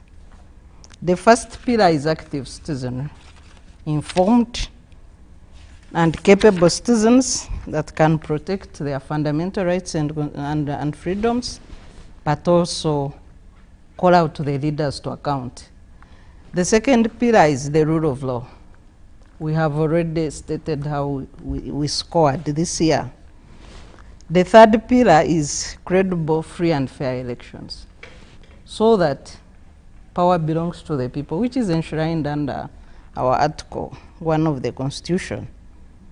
I know we have skipped having grassroots elections, and the minister has usurped the powers of the people through extensions, endless extensions of LC1 elections. Yet LCs are closer to the people and handle the day-to-day governance of the people at the grassroots, the people that Professor Mbazira is, seeking to uplift in his campaign. So they have no leadership now. The executive has taken that power of the people to determine grassroots leaders or impose leaders that the people would have voted out through another election. And the last pillar is transparency and accountability. So when these pillars collapse, then you know that the struggle for democracy is in a decline. And indeed, Uganda has been ranked among the countries where there is a rise in authoritarianism and democracy is in backsliding. And it's very unfortunate. Very sad. Let me bring in Professor Mbazira. Professor, this legal aid bill that has been on the shelf since 2012, I recently had the Minister of Justice, Honorable Norbert Mao, talking about a policy. Someone hinted and said it's very expensive to hire lawyers. Expensive to hire lawyers to follow up the case. Every bit of it has an expense to it. How do we facilitate that, as you're talking about the border and the pit latrine, how do we facilitate that that person at the grassroots receives legal justice? You know, there is a need for a deliberate process where the state invests in legal aid. I do legal aid myself, by the way, because I run the public interest law clinic at the School of Law where we provide legal aid. And for a very long time, legal aid has been funded by development partners, if I could use that. Unfortunately, of recent, quite a good number has pulled out, and the legal aid sector has collapsed completely. That even makes it more urgent to have the legal aid bill. And the legal aid bill has been in the process for so many years. Recently revived by a private member's bill, and we thought it was going to come through, but it has not come through. So there is really a need to put emphasis on that for a state-funded legal aid scheme, and the examples that we can learn from. But I want to quickly go back to the question of judicial accountability. I think the government needs to pick a lot of interest in what the lawyers are saying, because one of the questions that the government needs to ask is whether there is value for money. Recently, we've seen the budget of the judiciary double from 190 billion to 400 billion. That's a lot of money. That's a lot of taxpayers' money. So the taxpayer should be bothered whether the taxpayer is actually getting value for money. And that's what the bar is now saying, that, you know, it is time for the taxpayer, it is time for the border rider, it is time for the person in Chukubo to pick an interest in how their money is being spent. If we have a huge case backlog, and if the judiciary, for instance, defines case backlog to be a case that has stayed in the system for two years as the standard of case backlog, that is absurd. A case should be resolved in a maximum of 6 months. If it goes beyond that, then that should be case backlog. So we are not seeing value for money. The taxpayer is paying to have their case heard expeditiously. This is not happening. Now, let me relate this to the Judicial Service Commission. One could ask, but you are standing as a candidate for the Judicial Service Commission. What has this got to do with the budget of the judiciary?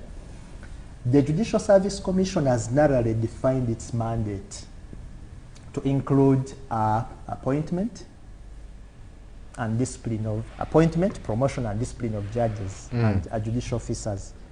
But my argument is that it should go beyond that. It should also pick an interest in the level of service delivery. That's why I'm portraying a Judicial Service Commission which rides a border and goes to the ground to find out whether people are satisfied. The commission should be able to invite the Chief Justice, the Deputy Chief Justice, the Principal Judge to come and explain why services are poor in certain areas. It should pick an interest in that. Not just waiting for promotions, to handle appointments, which are also botched. In my manifesto, I presented targets that are sequenced based on timelines, short term, medium term. One of the targets I propose to promote transparency is to ensure that the Commission has a manual that details the recruitment, promotion, and complaints management systems, so that, you know, the public is able to know, if I apply, how is my application going to be processed? What do I expect at this stage? What happens at stage B, stage C, stage C? And this should be the something that should be reflected in something that is available to the public in that manual. You asked Mr. Mchiri and indirect myself that you are going to be the minority there. Those people that have worked with me know how I work, my methods of work. I'm not just a talker. I'm not a person of rhetoric. I get dirty. So when I speak of this manual, I'm going to draft it. Even if I'm a lone voice there, I'm going to draft it and put it on the table for the members. If you reject it, you reject it, but I've drafted it. I'm also proposing that the Commission takes the lead in establishing what I'm calling a Judicial Service Commission bar bench forum, an annual forum where the three stakeholders come together and the bench accounts to the bar. The Judicial Service Commission accounts to the bench and the bar. So that, you know, there is a feedback system. We don't have something like that at the moment. That's why you see the Commission is so detached from the bar, yet the Commission is supposed to serve the bar as a primary stakeholder. I'm also proposing that the Commission mediates a process that results in mutual respect between the bar and the bench. There is a lot of friction, as you've seen in the last days. There is a lot of friction between the judiciary and the bar. And I've told lawyers, and they agree with me, when you find three lawyers in a conversation, casual conversation, be sure part of the content of that conversation is going to be how terrible judicial officers are. If you find three judicial officers in a conversation, be sure part of the content of that conversation, and Anthony, I'm sure you agree with me, is going to be how terrible members of the bar or practicing lawyers are. But we are members of the same profession. So the Commission should pick an interest. That's why I'm saying that structurally we need to look into the mandate of the Commission and how it interprets its mandate. It should pick an interest, one, whether we are getting value for money from 180 billion to 400 billion. It should pick an interest in the levels of service delivery. And it should focus not on the top-notch taxpayers, the corporates, but on the pit latrine user, on the border rider. It should pick an interest in the performance of judges and other judicial officers. Yes. Okay, thank you. Let me bring in Anthony lastly, as time is running out. Anthony, the radical new bar sounds very elitist.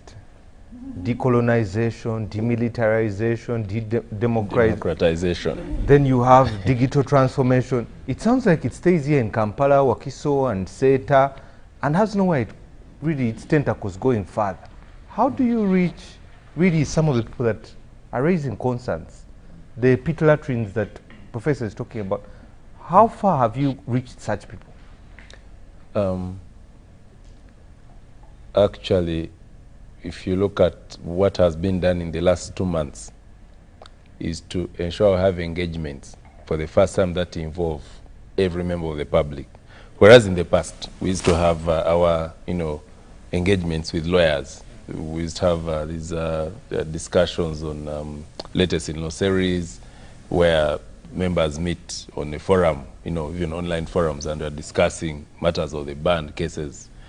But these days, whatever platform we're having, I think even almost half of the members present are members of the public, right from the grassroots, simply because what we give to them is palatable, is understandable, and they can relate with it. You see the way we're having this kind of show, and you're reading from the comments what people are sending. I'll give an example of the one we had yesterday.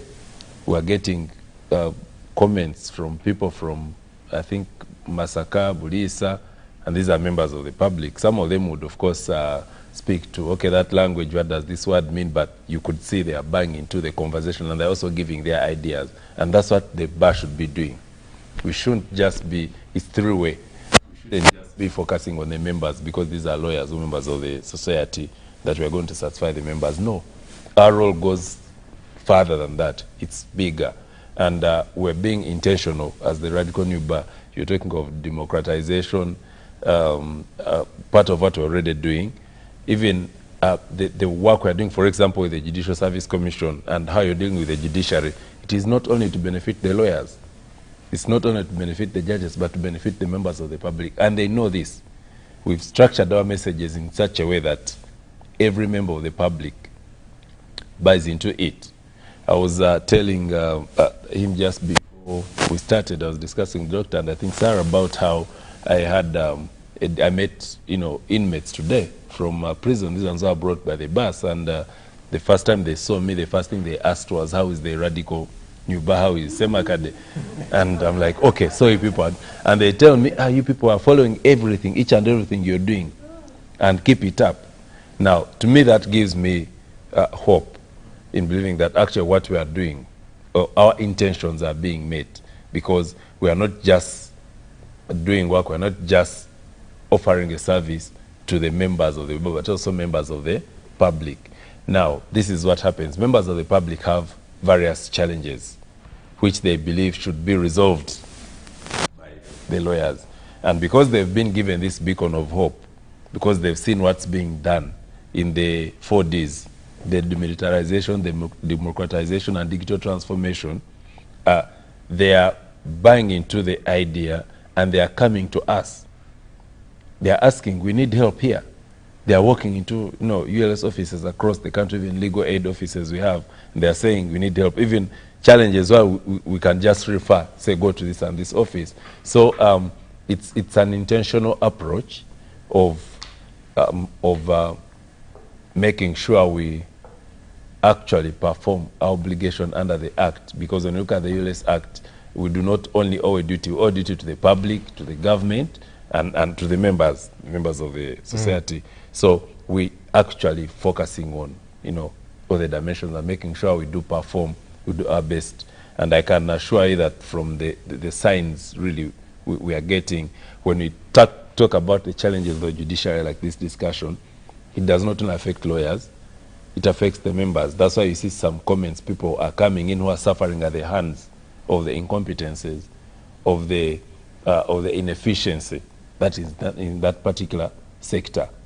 If you've been seeing our R&Bs and our executive orders, we do not only focus on the members. So it's really intentionalizing various platforms where we can reach out to people, media houses, if it means TikTok, if it means Facebook, if it means all those medias because we are saying it's digital transformation. You do not know the power of digital transformation. Recently you saw what happened in Mbarara.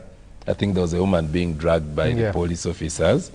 And I can assure you if someone hadn't captured that and shared it through social media, this is not a digital transformation. I can assure you nothing would have been done. But because of that pressure. So what we are doing when we say we are banging the tables, it's not the literal meaning of I'm coming here to bang the table. The actions we take or the approaches we take is to create that pressure so that the people, the powers that need to act should actually act. Now, before I take leave, there's you talked about the interference with the judicial power and the independence of the judiciary. And of course, the common, feeling is that directives from the higher office or from the executive. Now, we have a very big challenge where you see it's actually trickling down to even the lower, people. You can see what the RDCs are doing. In broad daylight, saying they also want to interpret court judgments. There's a court order, but an RDC is saying this order cannot be implemented. How? Simply because they're saying, no, we've seen this from the top office, so we can also do that. We are the presidents here. And by the way, that same challenge was also quoted in the Judicial Performance Report. One of the challenges they mentioned, if you look at this, is interference of court orders by RDCs. So are we going to sit back and hold our hands and say, no, that is how it is, that is political, because there's, the 40 year and this person is in an office and we sit back? Because the public has a lot of hope in us as the bar. And as the bar, we must deliver and give them what they expect of us. And that's what we are doing. Thank you, Anthony. Let me read some feedback, then give you parting shots. So let me read some people who have sent messages through. Good evening, Timothy. Today we have two cases. We had two cases in Lira this year. One was at G1 court and the other one was at the High Court. Can you imagine the one at G1 court was handled in 45 days in that time frame? The one in the High Court has not been even heard because the judge is ever absent for one reason or the other. Why can't government increase the coverage of chief magistrates' courts, which is full of young, energetic men and women that are willing to help the old, sickly women and men? Okay. Thank you, Timothy. However much we examine the state of judiciary in Uganda, the true root cause of all issues arising in the judiciary is the institution works on the commands of someone big. Okay, this is Godfrey in Bujiri. Finally, Timothy, politics is deep-rooted everywhere in Uganda, and we can all see it. Thank you. This is Morris. I see Chintu there. Thank you very much for your message. Okay. Someone compliments Council Muchibi and says he's a good lecturer at LDC. And this is, okay. Professor is dicing issues of rule of law, and Uganda's rule of law is just determined by politics. I love the submissions, but forward. Okay. Someone else here. Patrick from Oyam district, thank you for your comment. I've seen it there. Dennis from Nansana, I also see your comment. Quite a number of comments coming through. We'll just leave it at that for now. Thank you so much for your comments. Parting shots, 2 minutes, starting with Professor, Council Muchibi, Dr. Sarah, Professor, and finally the Vice President. Yes, thank you very much, Timothy. We have talked a lot, and I would like to emphasize what I said before, that law is a product of politics. Not only that, actually, it is a constitutive part of the politics, because while the politics gives birth to it, it also becomes part and parcel of how politics is transacted. Because for starters, politics exists to mediate and to distribute economic resources. How those are going to be distributed, you require the law to be able to stipulate who has what, who qualifies to get what. So generally, that's how the state has always evolved. So these things are not very far attached. But there's something I think Professor Mbazira said in his last submission, is the whole aspect of accountability. And of course, he was talking about accountability using his motto of the bar, the bench, and? Linking the bar, bench, and country. Okay, linking the bar, bench, and country. Of course, that slogan is very important because when we're talking about the bar and the bench, I think we're talking about lawyers, legally trained. So the accountability of those people to us is very important. But also there's the accountability in terms of how much the judicial system, the legal system, reflects our values and ideals. And by this I mean, of course, we are told by our legal friends that you'd rather leave 99 criminals go free than convict an innocent man. And those kinds of things have been really the gold standards of how law is done. But sometimes, of course, they have led to misgivings where people feel, we all know this person committed this crime, but because the burden of proof was so high and there was not much evidence, the person has been let to go.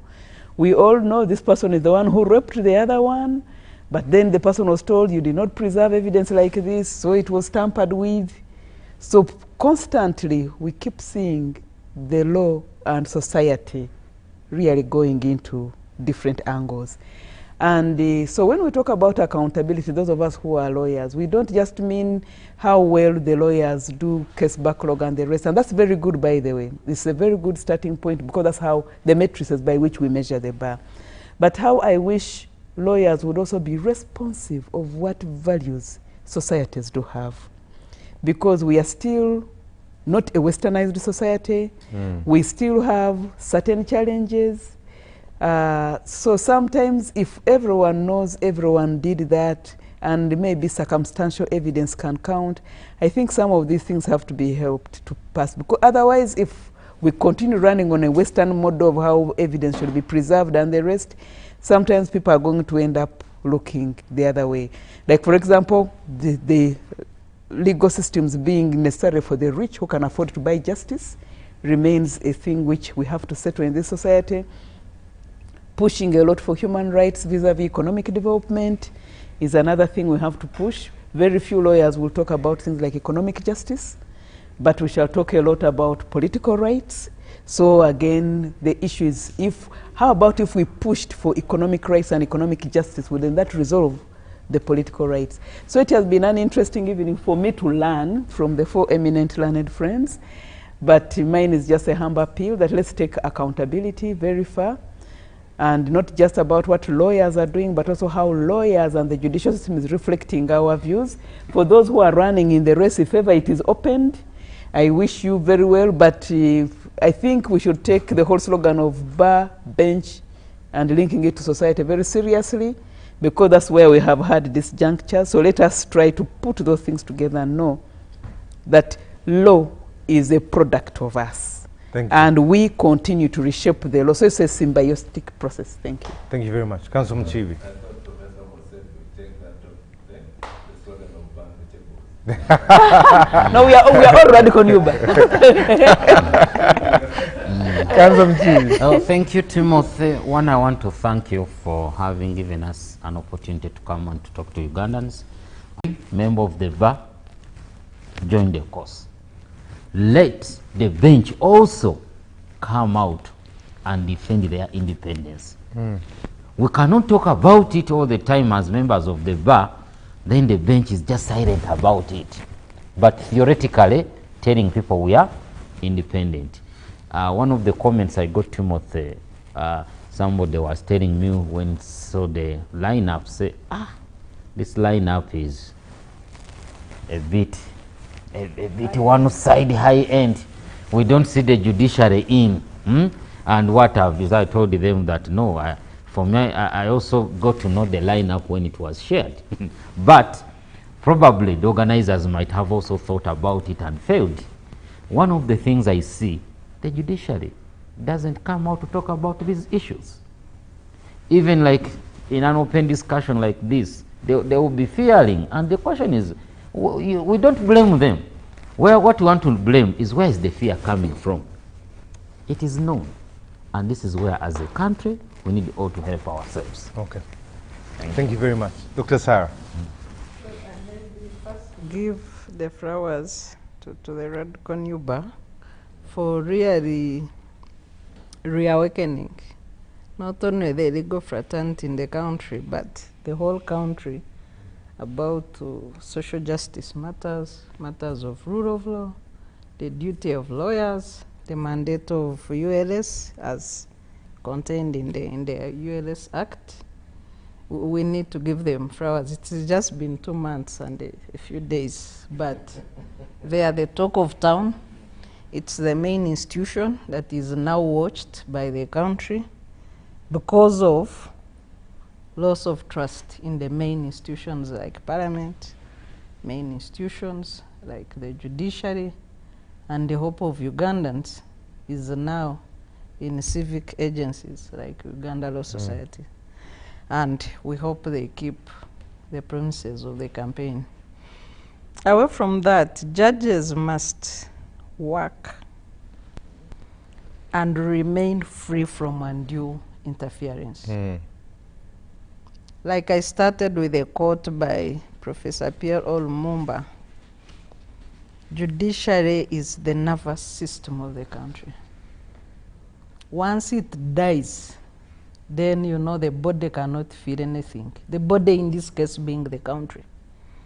And we, as members of the legal fraternity, are we going to let it die or not? Can it work away from the politics, the self-censorship, the fear? Can they, you know, get rid of that yoke on their necks and serve the country as commanded by the Constitution?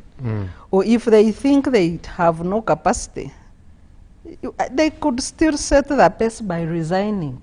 There are many Ugandans who are willing to serve Ugandans in a proper manner. I wish to end there. Thank you very much. Professor Mbazia. Yes, my closing part is that every country is always provided with opportunities to redeem itself. I view what is happening as a golden opportunity to all actors in the justice sector. And I want to say this when looking in the camera. I'm looking at actors in the judiciary. I'm looking at actors in the Ministry of Justice. I'm looking at actors in the public domain, civil society. I'm looking at actors at the bar. I think we've been presented with a very unique opportunity to redeem our justice system.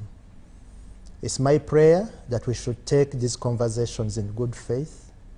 I don't believe there is a war. The bar is not fighting the judiciary. The bar is not fighting the state. The bar is simply reawakening the need for judicial accountability. So we need to take this in good faith. So that, you know, we work together, because at the end of the day, we all need a functional judiciary. I've seen members of the judiciary themselves, sometimes before they retire or after retirement, going to courts to seek justice. So they should also know that when their cases come up at whatever stage, or the cases of their children or grandchildren, they will need a functional judiciary. So this is a great opportunity that we should not lose. Otherwise, if all actors don't embrace this in good faith, I think some of us will not relent. We shall keep pushing until we have an independent and functional judiciary. Thank you very much. Lastly, Anthony. All right. Thank you very much, Timothy. Thank you very much, the panelists, and particularly Sarah for the flowers. We take them in good faith, and you're still welcome to, to join the fight. Timothy and members, we can sit here and talk will never finish. If you talk about the challenges, this is the judiciary.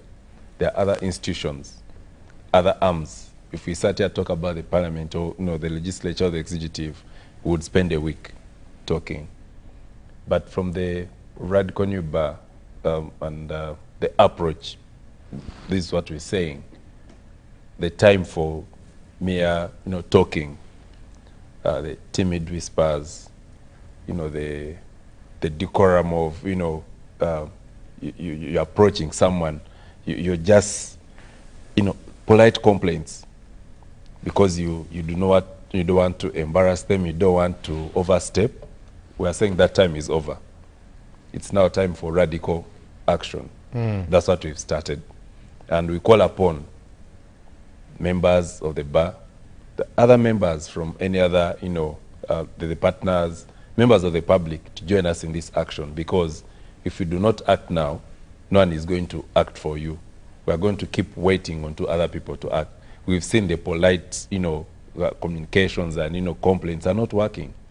They've been done. We've seen the letters have been written, statements have been made, but to what end? No impact.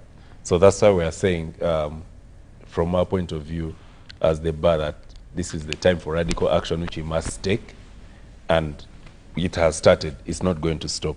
Okay. Thank you very much, and Merry Christmas to everyone. Thank you very much to the panel. I want to thank the gentlemen and ladies. Thank you very much for accepting our invite to be able to come and be part of this discussion. To the team that has made the production possible, both in the control room and on the floor, thank you very much.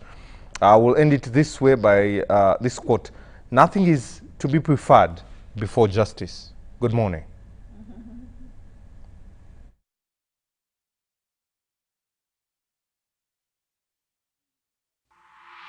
Yeah.